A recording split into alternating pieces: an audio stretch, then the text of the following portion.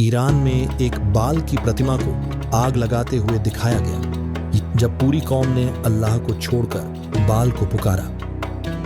बाल है कौन? बाल एक हकीकत है जिसका नाम अल्लाह ने लिया है। अल्लाह ने कुरान में फरमाया, क्या तुम बाल को पुकारते हो और सबसे बेहतरीन पैदा करने वाले को छोड़ देते हो जो अल्लाह है, तुम्हारा रब और तुम्हारे बाप दादा का रब। ये उस वक्त की बात है जब बनी इसराइल पर एक बादशाह हुकूमत करता था जिसका नाम अहाब था। बनी इसराइल एक बाल नाम के बुत की परस्तिश किया करते थे। वो समझते थे कि बाल ही बारिश बरसाता है, फसलें उगाता है, अनाज गल्ला पैदा करता है। वो बाल को सजदा किया करते थे। उसके आगे कुर्बानी होती थी। शिर्क की इंतहा यहाँ तक पहुँच गई थी कि बाल को खुश करने के लिए लोग मासूम बच्चों की कुर्बानी तक देते थे। हजरत इलियास अलैहिस्सलाम ने बनी इसराइल के बादशाह अहाब और उसकी रियाया को बाल बुत की परस्तिश से रोककर तौहीद की दावत दी, मगर चंद हक पसंदों के सिवा किसी ने दावत कबूल नहीं की, बल्कि आपको तरह तरह से परेशान करने की कोशिश की गई। यहाँ तक कि अहाब और उसकी बीवी जेजेबेल ने आपके कत्ल का मंसूबा बनाया। आपने एक दूर दराज गुफा में पनाह ली और एक मुद्दत तक वहीं मुकीम रहे। उसके बाद आपने दुआ फरमाई कि बनी इसराइल कहत का शिकार हो जाएं, ताकि इस कहत साली को दूर करने के लिए आप उनको मौजिज़ात दिखाएं तो शायद वो ईमान ले आएं। अल्लाह ने 3 साल 6 महीने तक बारिश बंद कर दी तो जमीन सूख गई, जानवर मर गए, लोग दाने दाने को तरस गए। जब तकलीफ हद से ज्यादा बढ़ गई, हजरत इलियास अलैहिस्सलाम ने बादशाह से आकर चैलेंज किया, बुलाओ अपने बाल के 450 पुजारियों को कोहे करमल पर।